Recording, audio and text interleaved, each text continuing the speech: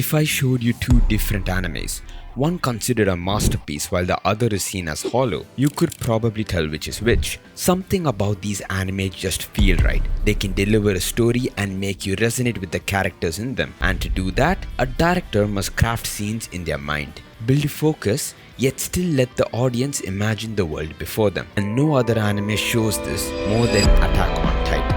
At the core of a great shot lies a great composition. Composition is the arrangement of elements in a scene. While it might sound simple, it's one of the most important aspects of directing because ultimately, composition controls the viewer's eyes. It decides what we focus on, what we feel, and how we interpret a moment. Focal points are used to direct the eyes of the audience to a specific area of the frame. They are incredibly useful in wide shots. Notice how our attention goes straight to Eren, not because he's centered, but because of how the scene is composed around him. Focal points are usually applied alongside the most important cinematic rule of them all. The rule of thirds is used everywhere. In simple terms, imagine your frame divided into 9 equal sections using 2 vertical lines and 2 horizontal lines. The idea is to place your focal points, your subject, the eyes, or any key detail right where those lines intersect. You may ask, why? It's because our eyes are naturally drawn to these intersections. It feels balanced, intentional, and that's what makes a shot visually appealing. Now that a frame has got your attention, let's see how it delivers emotion using space. Positive space is the area where your subject resides, while negative space is everything around them, essentially the empty parts of the frame. When a character fills most of the frame, the heavy use of positive space makes them feel dominant, confident, or important. But when the frame is wide and the character is surrounded by emptiness, that negative space creates a sense of isolation, insignificance, or vulnerability. Next, we move on to cuts.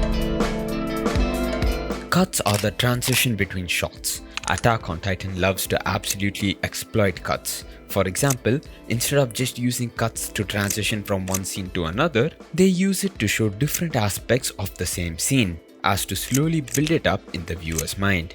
Let's take this scene from season 4. All they had to do was show a thunder spear explosion that cripples Levi. But instead, it goes something like this. Reaction shot, action shot, reaction shot, reaction shot, action shot, time nature shot, reaction shot, reaction shot, explosion shot, explosion wide shot, aftermath shot, aftermath shot, aftermath shot, nature shot. Out of the 14 shots, only 4 of them contained the main action. The rest were used as build-up and aftermath. In contrast, this is how it would look like if there was no change to the manga.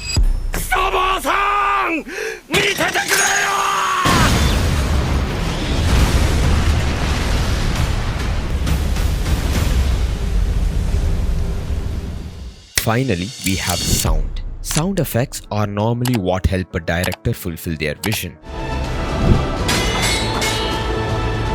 But in Attack on Titan, even the soundtracks themselves are used as storytelling tools. Instead of treating music as background, AOT uses it as memory and foreshadowing. They reuse certain tracks in later seasons or remix pieces of them. Take this scene from season 4. Levi is forced to kill his comrades who have turned into Titans. A painful decision that mirrors the moment he told Erwin to abandon his dreams and die. Now listen to the soundtracks used in both scenes.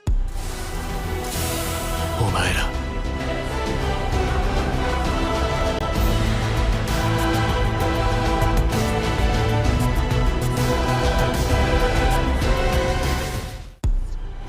Because my soldiers do not buckle or yield when faced with the cruelty of this world.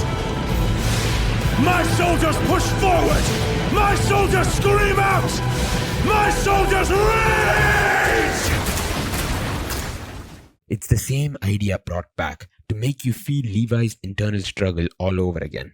Attack on Titan does this constantly, and once you notice it, you'll start spotting dozens of moments where the music carries the story. Beyond that, soundtracks also shape the mood of a scene. Sometimes a single chord can express a feeling better than any line of dialogue.